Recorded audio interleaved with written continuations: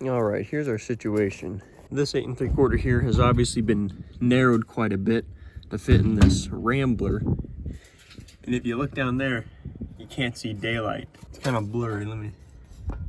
That down there is an 8 3/4 thrust button that sits in the middle of the third member. Definitely been narrowed a little bit, but the axles that came out of it are really short. They're aftermarket axles. They got these green bearings here. This right here is an A-body axle. This is actually longer than that axle right there. So our problem is that the end of these two axles, not this one, we have a matching pair of these aftermarket axles. The end of them hit that thrust button and they don't have enough room to actually go in. Definitely feels like you're hitting a brick wall. Hitting a brick wall. Yeah. We used to have this third member in there. It's a spool. It goes all the way through. It's clear all the way through. But our other third member, that one in there, it's a legit 323 SureGrip. So it has a thrust button right there in the middle, but this one's it's just all the way through. So the aftermarket axles fit perfectly in there because it accepted all the splineage, but not with a factory OEM third member. This 323 SureGrip we got here is a 489 case. And in that case, the thrust button has to be taken out by disassembling the entire third member. So we don't really want to do that. What we're hoping to achieve today is to put these aftermarket axles in that 323 Posi 49 case factory SureGrip. And we're hoping to achieve that by cutting and or grinding down these aftermarket axles. That is the plan. I see what you mean. So when we come down, we need to be in between those two. Yes, on our piece of pipe there.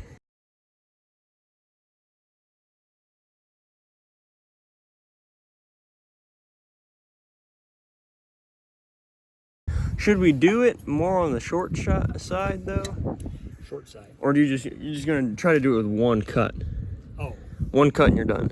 I thought about one cut and I was done if it's gonna cut. Because then there's not enough meat left on it. Well, also this is thick. The disc.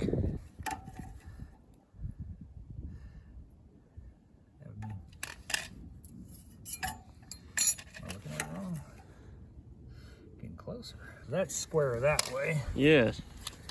And then this. But you can see this has been cut. Feel that. That has been cut, and you can see the swirls in it. Yeah. Been cut before. So if we use our guide here. Yes, we jammed this into the axle, hit it against the thrust pin, pushed it in, measured it, and then had the other one push it out and measured it. So we got in and out markings there. So we're gonna go kind of in the middle of the two. That's a little bit closer to the far side. But at the same time, this disc isn't in the middle. We could, yeah. Let's try it. Okay. Clamp that down. Yeah. Still level? Still sort of level. Okay.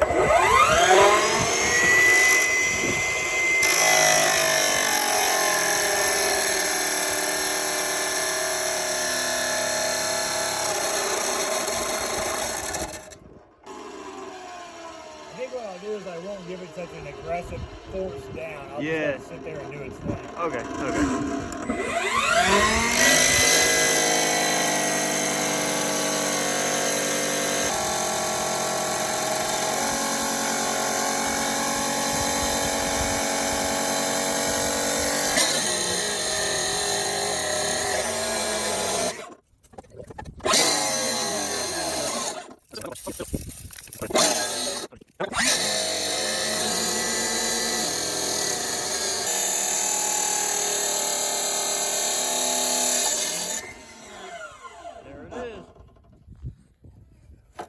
Needs a little bit of cleanup work, of course, but shoot, that cut that sucker really good and straight.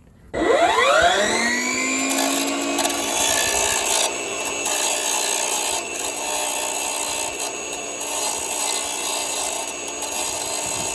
that looks really good.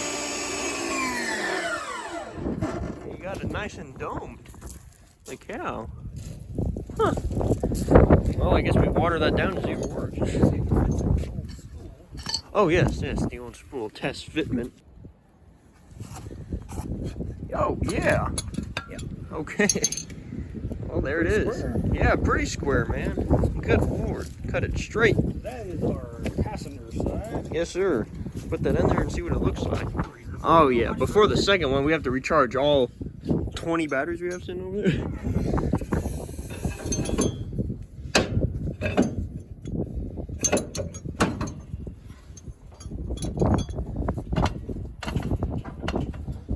Push the car off the thingies. Yeah, no, man. It is. That really? That's sitting on the seat. Oh, it is. Well, holy crap. That did it. We did not have to remove the thrush bushing. This is the easy one because the next one we cut down, it's got to be perfect too because there's not enough play in there. That's right. I got some batteries inside the house. Seems like we're taking twice as much. And I wonder how much would we be left with? Here, put it down. Let me put it all the way down. Put my finger. Okay, get off. At the edge of. Oh, well, we have plenty of spline left. It's at the very edge of my fingernail. About 1.5 inches.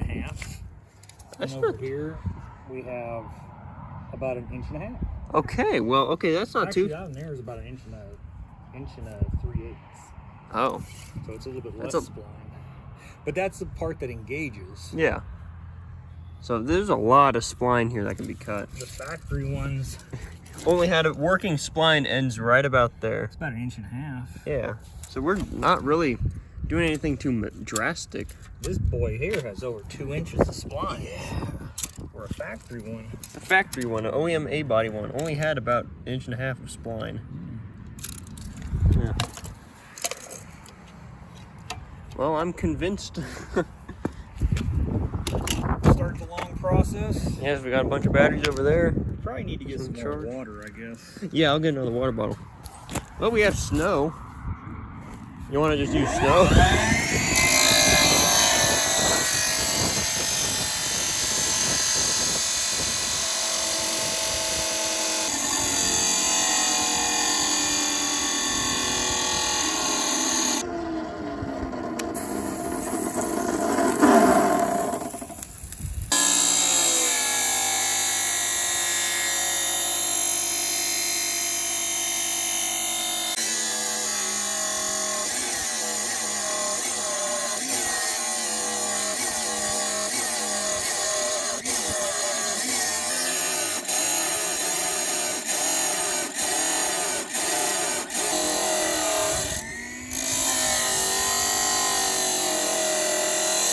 There it is. Good Lord. Goodness, that took forever. That took forever.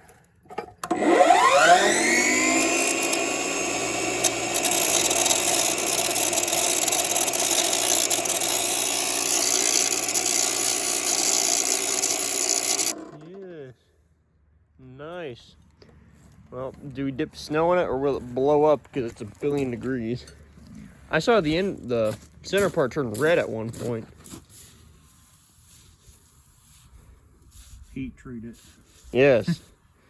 Make it hardened again. Oh.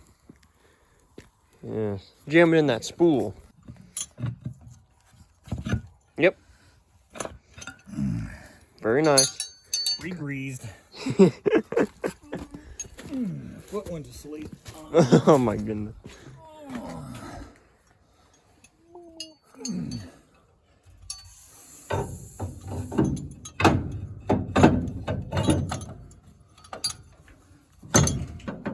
Engages.